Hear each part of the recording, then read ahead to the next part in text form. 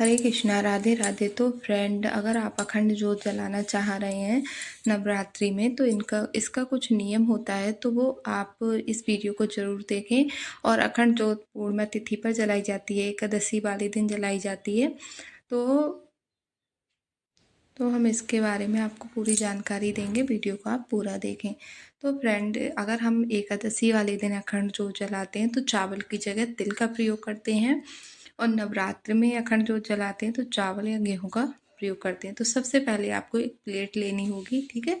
और प्लेट लेने के बाद में उसमें आपको या स्वास्तिक बना लें या फिर अष्टदल कमल बना लें, ठीक है। और वो बनाने के बाद में आपको, अगर आप देसी घी की अखंड जोत जला रहे हैं तो मैया के दाहिने हाथ की ओर जलेगी, और अगर आप तिल के तेल की जला रहे हैं तो बाएं हाथ की ओर, ठीक है।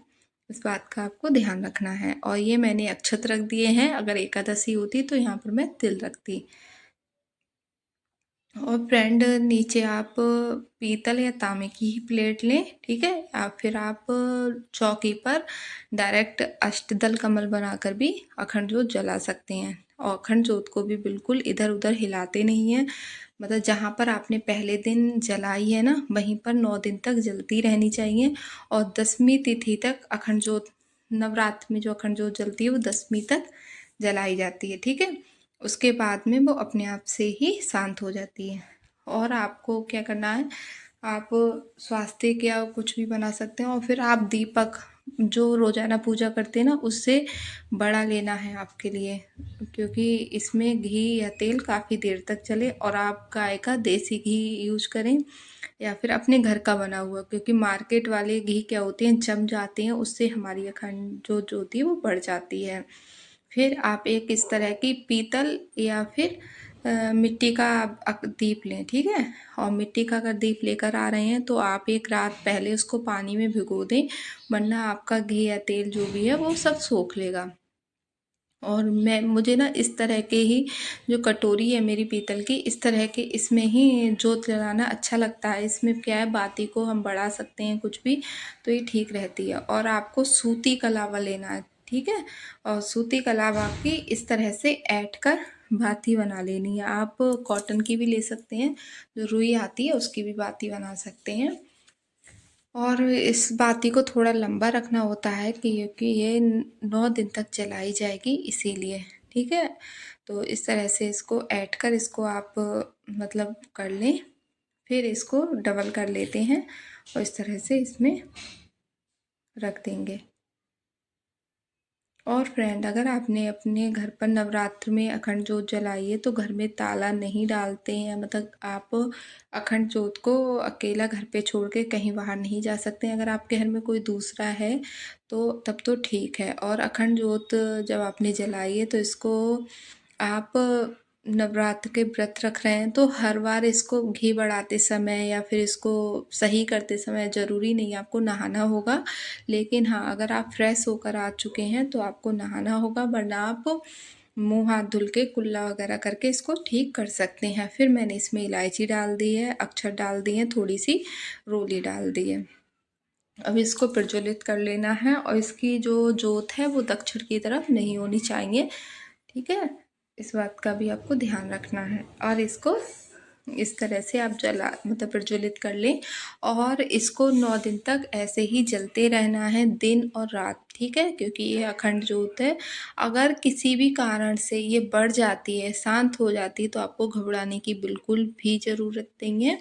कभी कभी क्या होता है ना, हम लोगों के मन में वहम आ जाते हैं, हम लोग डर जाते हैं, तो आप दोबारा से इसको प्रज्वलित कर लीजिए। कभी कभी क्या होता है, हवा की वजह से या फिर किसी भी वजह से शांत हो जाती है, तो आप बिल्कुल भी डरे नहीं, ठीक है। माता रानी का नाम लेके दोबारा से इसको प्रज्वलित कर लें। और इस पे आपको फिर टीका चंदन मतलब लगा देना है। इसका भी पूजन करते हैं, पूजन करने के बाद में आप पुष्प चढ़ा दें। तो इस तरह से अखंड जोत हमारी मतलब जलानी होती है हमारे लिए, ठीक है। और इसको जब हम इस पे फूल आ जाता है, जब आप लगातार ये जलती रहती है तो इस पे फूल आ जाता है, और फिर वो फूल हटाते समय अगर हमसे ये बढ़ जाती है तो उसके लिए हमें क्या करना है, एक दीप आप अलग से बाती घी में डुबो के ले लें, और फिर इसकी जोत से आप उसमें मतलब उससे जोत ले लें, ठीक है। देखिए इस तरह से आपको ये जला के रख लेनी है। अब आप अपनी इस बाती को ठीक कर सकते हैं। अगर आप इसको ठीक कर रहे हैं उस समय पे ये बढ़ भी जाती है तो जो आपने छोटा वाला दीप जला के रख लिया है ना, उससे आप दोबारा जला सकते हैं। इससे इसका बढ़ना या मतलब शांत होना नहीं मानते हैं, ठीक है। तो इस तरह से आप ज़रूर कर लें। और फ्रेंड, अखंड जोत की जो लो होती है उसको आप बहुत तेज़ नहीं रखें, वो ज़्यादा अच्छा नहीं मानते हैं। ना कम हो ना ज़्यादा, मीडियम ही रखें। और अखंड जोत को डायरेक्ट ज़मीन पर नहीं रखा जाता है, आप किसी न किसी पात्र में या ऐसी जगह पे रखें, ठीक है। इस तरह के दिए में क्या होता है, इसके ऊपर से एक ये ढक्कन होता है तो इससे हवा वगैरह से शांत होने का डर नहीं होता है। अगर आपके यहाँ पर कोई विंडो है या खुली जगह है तो आप इस पर एक शीशा, जो लैंप का शीशा जो होता है ना, वो ज़रूर रख लें। और महिलाएं इस बात का ध्यान रखें, अगर आप 9 दिन में किसी भी दिन पीरियड से होने वाली हैं और आपके घर में कोई और नहीं है अखंड जोत को देखने वाला, तो आप भूल कर भी अखंड जोत को नहीं जलाएं, ठीक है। और फ्रेंड, अगर आप अखंड जोत के नियम मतलब सुबह शाम जो भी इनका नियम होता है, बहुत ज़्यादा अगर आपके मन में श्रद्धा है, आप अच्छे से इसकी देख रेख कर सकते हैं तभी आप जलाएं, वरना आप सुबह शाम पूजा कर सकते हैं घी का दीपक जला के। और जब अखंड दीप शांत हो जाएगा 10वीं वाले दिन, तो ये बाती फूल वगैरह जो भी हैं उसे हम भूमि विसर्जन कर देंगे। और आपका दिया किसी धातु का है तो आप दोबारा इस्तेमाल कर सकते हैं, मिट्टी का है तो उसको दोबारा इस्तेमाल नहीं करेंगे। जो चावल हम पक्षियों को डाल दें। जय माता दी।